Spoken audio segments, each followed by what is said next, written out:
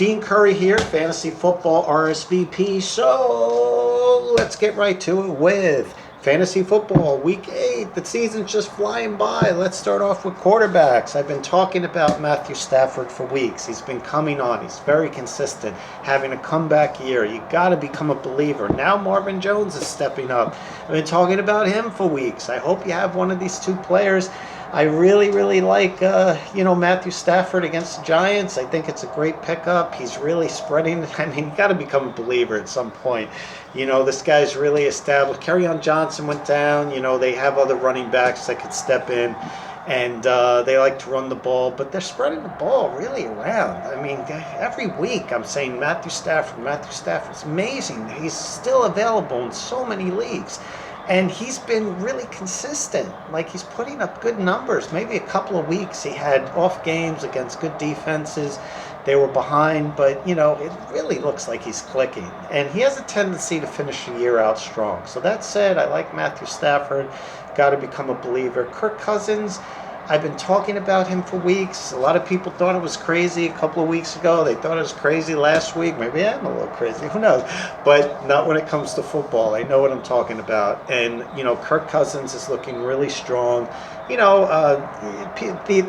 Thielen got a little banged up with a hamstring injury, but he'll be fine. Maybe not by this Thursday, but he'll be fine. They have other guys on the bench that fill in real nicely. They have really good depth at wide receiver, but mostly Kirk Cousins is starting. I've been talking about this, for weeks, that Kirk Cousins was a formidable quarterback in the Redskins, and people don't want to hear it. And they're like, no, he wasn't. He never was. He never was a winner. The guy can throw, and now he's proving it. 1 week, 2 weeks, 3 weeks in a row. You got to start becoming a believer at some point. He's just looking very solid, but he's becoming accurate. That was his biggest problem. Maybe it was a mental thing, new city, it takes time, to get used to it, but he's accurate. I mean, he's hitting people on a dime now, like great passes, and he's just clicking, and it's a rhythm thing, but I really like, Kirk Cousins and, Washington.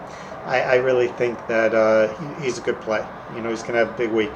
As far as running backs are concerned, there's a little development. I'm hearing all these Kevin Drake rumors. Who knows? He might be traded by the trade deadline. If so, pick up Mark Walton.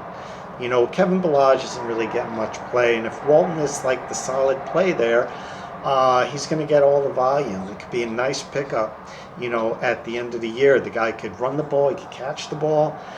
They like to throw to their running backs out of the backfield there, and he might be a guy that might become a pretty good prize, if you pick him up, if you have a roster spot. I'm not saying start him, but definitely keep him on your bench.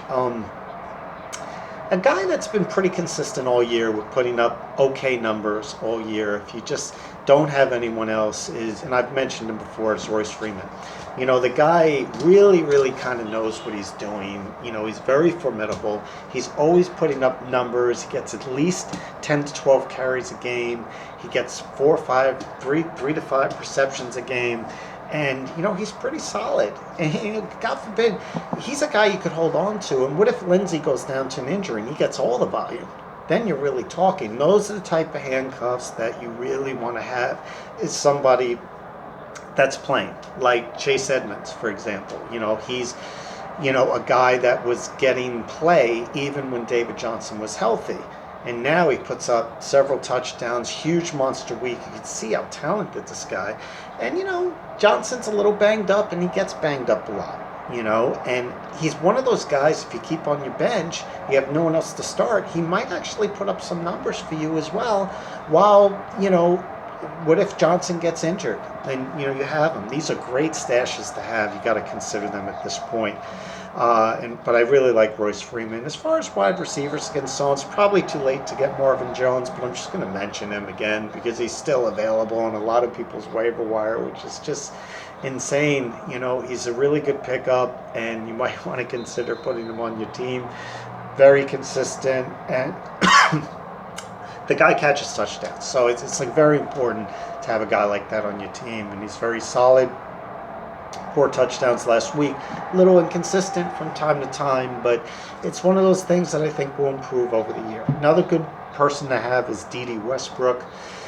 Dede is looking pretty solid. I mean, I'm not sure what's going to happen with Nick Foles coming back. No one does in mid-November, but either or. Minshew, Foles, they're both gunslingers throwing the ball, and I really think Dede Westbrook's been pretty consistent, and he's formidable. And so, I mean, it's people like Clark, but I kind of like Dede Westbrook. I think he's a solid player, not a superstar, but he gets his catches each week, and he performs, and he's building up good chemistry, and he had great chemistry with Foles. So I think that's a good play. As far as tight ends are concerned, I like Eric Ebron of the Colts. He's available in a lot of people's waiver wire. Very talented. Made a super catch in the end zone. I mean, the guy was just absolutely amazing last week. I mean, the catch he made, one-handed, got 2 feet in. I really think if he's available, he might be a solid pickup.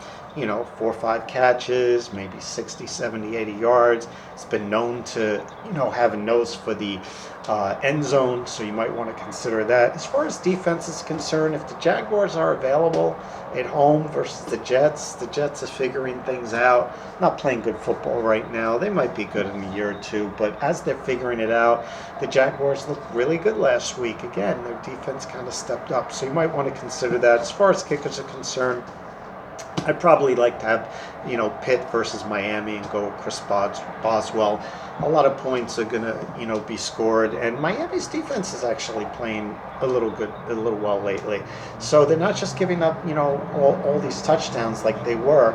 And they're holding some teams to field goals, which they did against the 49ers for 3 field goals. So that might be actually a sneaky play. And Boswell's, I don't think he's missed a field goal yet this year. So that's a solid play, picking up Boswell. I'm Dean Curry, Fantasy Football RSVP. Remember, those of you who want one-on-one advice, trading, helping you with trading, all that stuff, be part of the Facebook community of our Fantasy Football RSVP Knights and Dames. On Facebook, private chats and private videos and all that stuff. It's only $7.77 a month. Very inexpensive, and I'm basically with you every step of the way, helping you with your fantasy football, advising you, giving you ideas for trading, and it's just it's a lot of fun. It's a lot of fun, and you're part of the the group that helps keep the show going, and we really appreciate the support from our patrons. So I want to wish everyone well in Week 8 fantasy football. So just go into fantasy football RSVP.com. So have yourself a wonderful day.